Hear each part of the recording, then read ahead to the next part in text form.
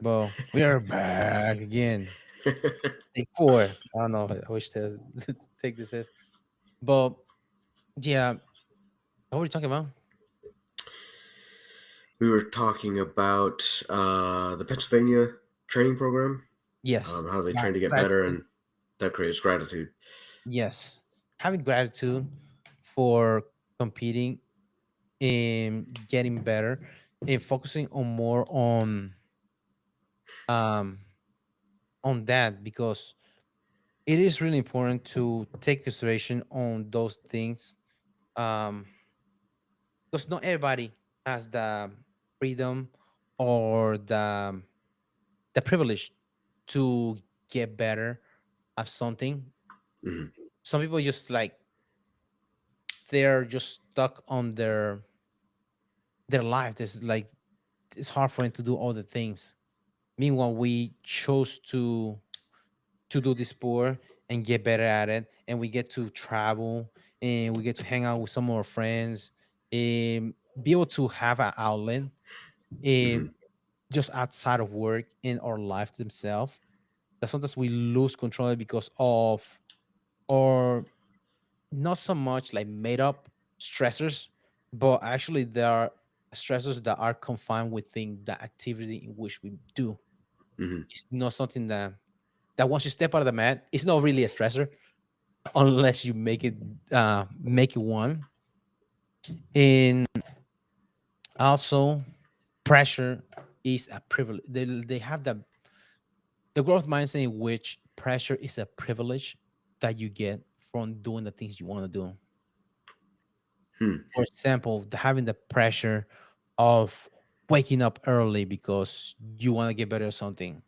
You can just go back to sleep. That snooze button's there. You can just go back to sleep and just rot rot until like you can walk no more, or you having health problems, having whatever it may be, or you had the freedom of waking up early, getting your workout in, and getting better. That is the pressure in which you have, which you made yourself, and it's a privilege in which you have to do. Hmm. So having that mindset helps you appreciate what you do, despite being something difficult. And even if it's difficult and you take pride in doing it, it helps you in the long way on as far as looking back how far have you come. Right. Yes. Yeah. Yeah. It gives you something to look back on. Yeah. And it is that compounding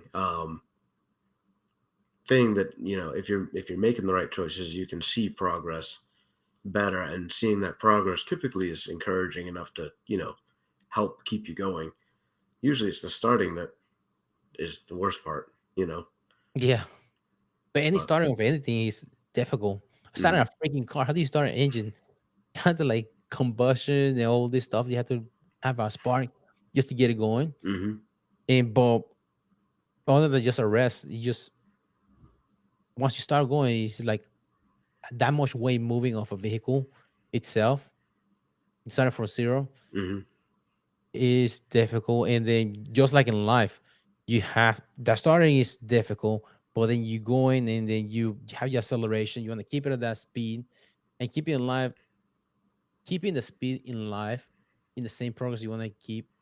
It might be different according to the terrain in which you're driving too, because you might have hills up and down. That road might be shitty. You might have a fucking nice German highway that you can go 100 miles per hour without nobody giving a damn your damn thing.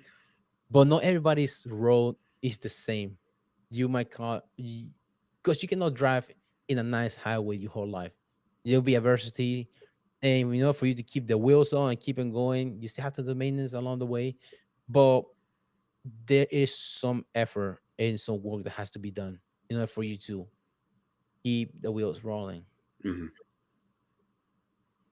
Yeah. No, that's true. It is interesting looking at that as a privilege. I mean, difficult to do, but I mean, if you could get yourself in that mindset, I think that would be extremely beneficial. Yeah. because there's all the extra stuff that you do outside the mat that might affect your mat time or like Hmm. the way you compete. But if you step out and just like focus like backwards, it's not really that much of a stressor. Otherwise, unless you focus like on make it look like it's a big deal. Because once you step out of the mat, like you ask your girlfriend, you tell your girlfriend, "Hey, this happened." Like, oh, okay. Like, I don't know what that means, but okay. Right. Then, like, how many times you had that happen? Or you tell your parents, also like, "Oh, this happened." Like, oh, okay. They're like, it's not really that big of a stressor. Right. And sometimes you get pissed off, like, what the fuck, man? You don't really care about like me getting choked out. Like, no, I really don't. On you, man. Right. It's not really that big of a deal. You But signed up for that, didn't you? yeah, it is true. You sign up for it. But also, it's a privilege for you to do this. So you just imagine how many poor souls out there don't have the chance to even step on the mat and test Hmm. themselves and get better at something that's difficult to master. Yep. And it gives you a it might be like a imaginary way to approach it, but also at the same time is appreciating things Hmm. along the way. Because just like Yeah. Greg Jones, he goes around that's the jiu-jitsu disciples on going different Sinaloa in Mexico and Peru and going to all like Africa, different gyms that are jiu-jitsu just to give the kids an outlet to practice the sport and keep out of trouble Hmm. within the area Yep. that they're confined. Yep. Teaching them a way in it's an outlet, but also not so much of an outlet, but is more of a vehicle to mold the character to have the confidence. Because also, whenever you growing up, confidence is a big thing, Hmm. and doing difficult things builds confidence. But if you like have too much time, you find confidence doing stupid shit and get in trouble Right. Yeah, it's true. instead Yeah. of doing things that are build your confidence, um, like it's supposed to doing difficult things for a long term goal rather than just what you call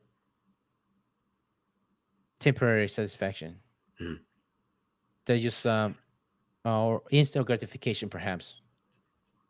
Because there's a difference in that it's like a just chasing the dopamine hit of something is different than having like a longevity of something that you're working towards and get you better. And then it might not work out the first time you try it. Just like a move, you try it first time, it doesn't work. But along the way, you get better at it. And the moment that you need to use the move or use the approach, that's something that you learn, you use it and you're like, oh man, now I see why. Mhm. Now you see why I did this. Yeah. That's what's important to train difficult things, man. Mhm. No, yeah, for sure. I mean, that is an interesting point you make. I mean, building up confidence towards productive things versus building up confidence towards things that are stupid. I mean, you see that on the street a lot of the time. Is like guys that have, I don't know. I feel like a lot of the hot headed dudes that are just getting mad at everything and trying to pick a fight with everybody is like they gain confidence from the wrong thing, in my opinion. You know what I mean? Because yeah, I don't know. There's a healthy way to do it, and weirdly enough, I mean, it's some people might not consider it to be so because I mean, jujitsu is somewhat violent, somewhat, um, but it's humbling and uh, confidence building at the same time, which is it's a strange combination. Yeah, it also helps you build trust on those around you, Hmm. which is a big thing because you have to trust your training partner, who Hmm. you go with, and in the most vulnerable positions that you can get in Hmm. as well. And then the confidence thing. Do you think that's some leftover monkey brain shit that we have still in our brain? You know how gorillas, they're so big that whenever they try to scare you, they do a run and you just trying to pounce on their chest Mhm. to scare you. Do you think that's the reason why some guys that don't do any like martial arts, they do that just as a like a scare tactic or technique for them? I mean, I feel like with almost everything like bigger is considered more dangerous. You know what I mean? Most everything tries to make itself bigger if it's trying to be intimidating. Um, Snakes, cats, all of it, really. So yeah, I think it is a pretty deeply ingrained thing. How about that being loud thing?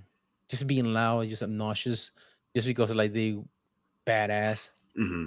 What do you think that is? That like because where the confidence comes, it's that false sense of confidence in which you think that you can handle yourself in a situation. But the thing about it, you don't know how to handle your situation because you're not even able to control your own temper of the Right. situation. So it makes you think that you're to handle somebody else's temper by taking up to DEFCON 1. Because you know how crazy that person is. Hmm. Yeah, that's true. Yeah. I mean, yeah, having the confidence to walk away, I think, is a higher level. Um, Yeah, and maturity as well. right. And maturity doesn't really has a direct correlation with age. Because I see some older people that do so Right. stupid. Yeah. No, truly, it's not. Uh, yeah. I mean, yeah, I feel like it does. I mean, to be honest, it's not even. I don't even know if it's exclusively maturity.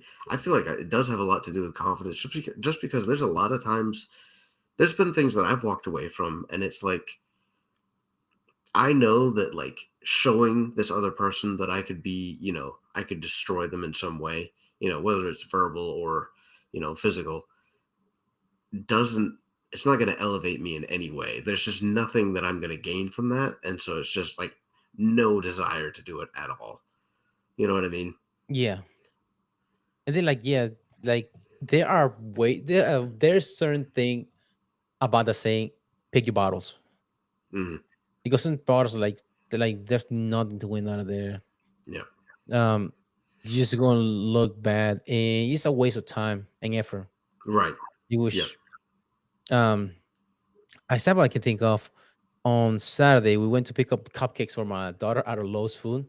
I had to use the bathroom, and then I went to the aisle where they have the beer in there. And then these two older guys just staring at me. I was on the phone, see looking at other like beer stuff like that. And then as I was walking by, I walked behind the guys, and they just like kept staring me the whole way. I was like, "What the fuck's wrong with this guy?" It's like I was going to show him my wedding ring. Like, guys, I'm married. I'm not interested. You guys pick boyfriends here in the beer aisle or something, trying to look for a menage a trois. I'm not, Wild. but they just told me the whole time. It's like, dude, like, what the hell is wrong with this guy? But at one point, I was like, you know what? I don't really care. Why do I care what they're looking at? Right. And like, I'm Yeah. not doing anything wrong. I'm not doing anything bad. I just looking at beer here. See, if, do I buy it now or like do I buy it later on? Like, I don't know. Like, so because I usually don't buy beer like that or anything like that. Mm. So I don't know if they were. If they were, also, there's a woman next to me, with the baby in a stroller. So I don't know if they thought I was like trying to take pictures of the kid or something like that because I was texting. Okay. So like, what are they doing? But I think about it, like after I passed behind them and they just kept staring at me, like, it doesn't have to be with the baby. It has to be something Right. else. Hmm. But like, That's so weird. it's like I can just get mad at them staring at me because they haven't like I'm different than them, or Hmm. I can just don't care because they're miserable their own life. And Mr. Right. Company. I don't really care what Yeah. is going on in their head. I can just walk away and just go about my day. Hmm. But Yeah. it was weird. Some That people is are so actually, strange. yeah, Yeah. Hmm. guys, I'm married. Guys, hey, calm down, Yeah. man. That would Tone have it been down, funny. Oh my god. tone it down a little bit, man. You can just what you call give me hungry eyes the whole time. Put away those dick peepers, sirs. enough is enough. But uh, yeah, but that's some interactions you just have to find the funny part about it. And then also sometimes you don't have to care about everything right. because it takes energy and effort out of all those things. Hmm. And some people just looking for that kind of reaction and effort and all that. Like it takes Yeah. two to tango. Right. Well, that's the thing. I feel like most people are looking for that. I, and yeah, if you give it to them, they're gonna, keep doing what they're doing. Yeah. Yeah, so just like that thing about the mat, when we step out of the the match, not like a thing. About how many interactions or things like that, what are the chances you run into that person again? Or those people again? How long were you driving? Right. Yeah.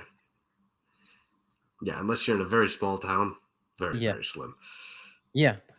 And the chances are you use a small town, you tell their relatives, like, hey man, what was your brother acting like an asshole? He won't do that again, right? Yeah. Chances are he won't do that again because like, oh man, like, wait, you acting like an asshole in the store? You get called out for it anywhere you go in the small town Yeah. because word gets around. That's valid. So it is like yeah, sometimes you just have to learn. Pick your battles and choose what you use your effort and energy on Yep. because you only have like so many like what you call kilobytes of energy or like bandwidth of that your brain uses. You can just pick like whatever you want to. Hmm.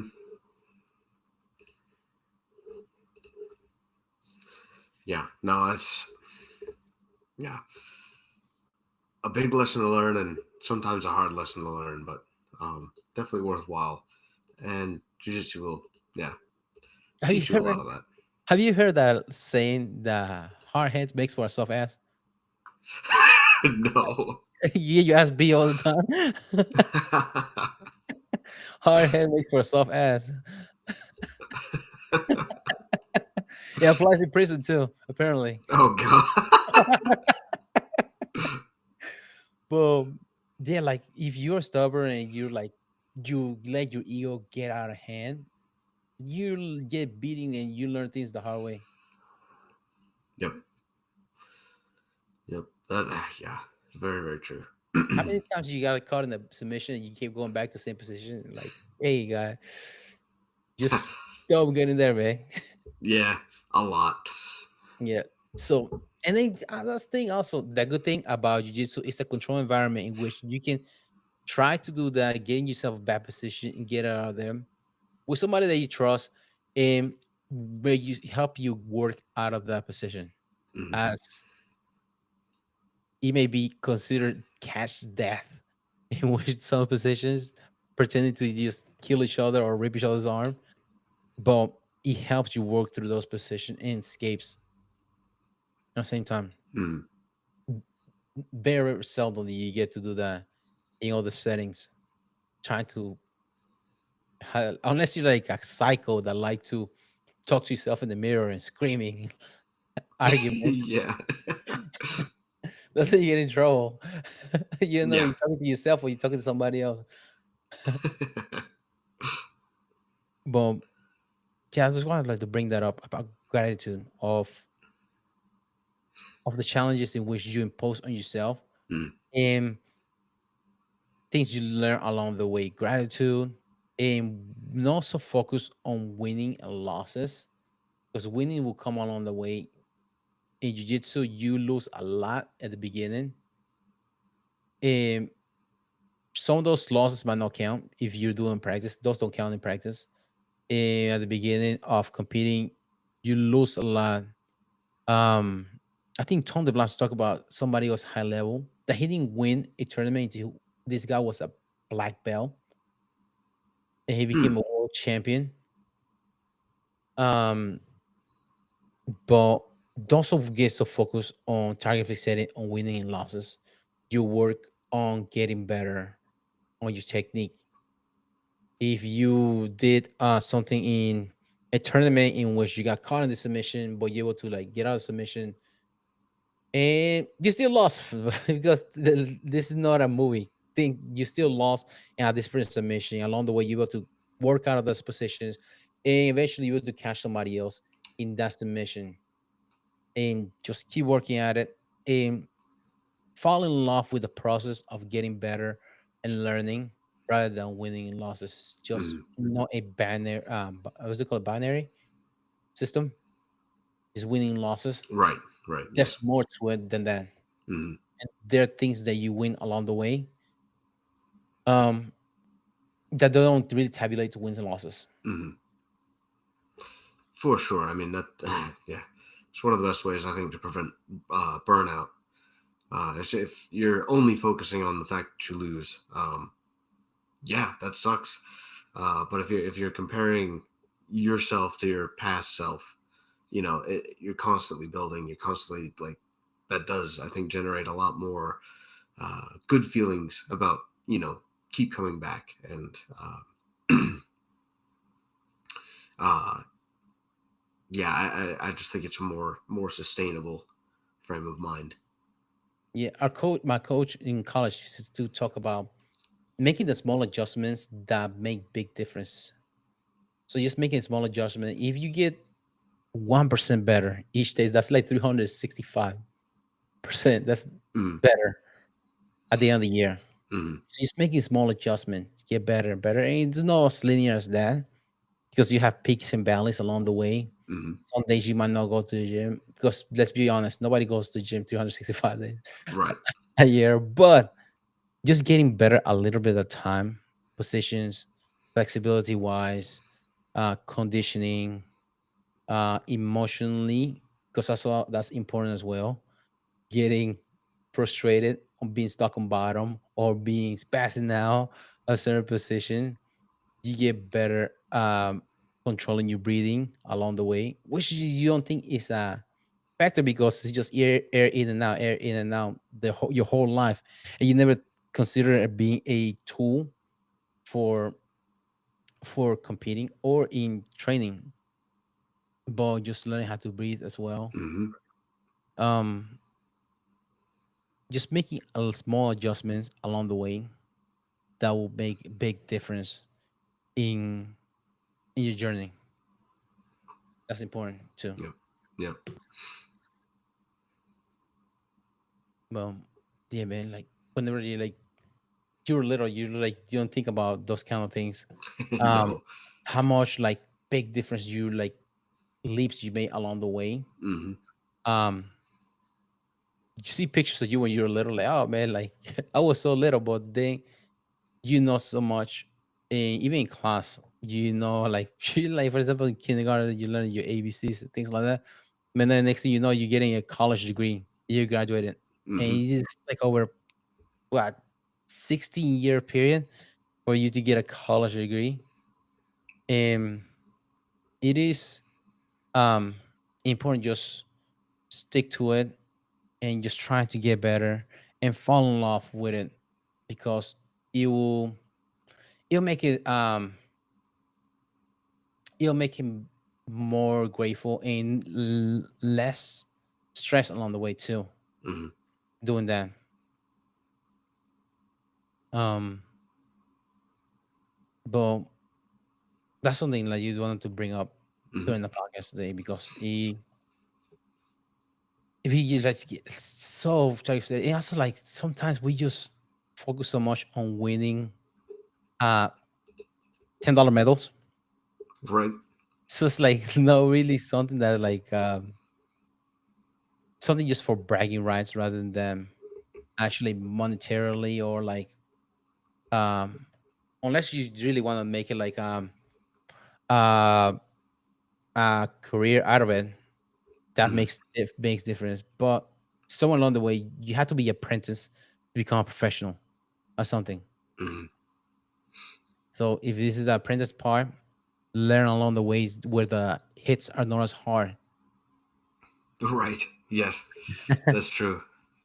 Just like when you're little, when you fall, when you're little, learn how to walk. It's not a big of a drop compared to like you get Right. older, you Yep. break a hip, and you get this death sentence when you get older. Um, but That's all I have for today. What about you? Yeah, no, I think that covers it. Okay. Oh, you want to close out? Sure. Let's see. That's all for this week's episode on Matt Matters. Let's see. We broke down Oliveira's last minute opponent change, Gamrot stepping in, Benson Henderson's grappling loss, and a whole lot more from the world of combat sports. Yeah, make sure you're following us on Spotify, uh, Apple Podcasts. Oh, okay. YouTube, Amazon Music, iHeartRadio, wherever you listen. Really, we're probably on there. Uh, drop a quick rating and review. Really appreciate any support.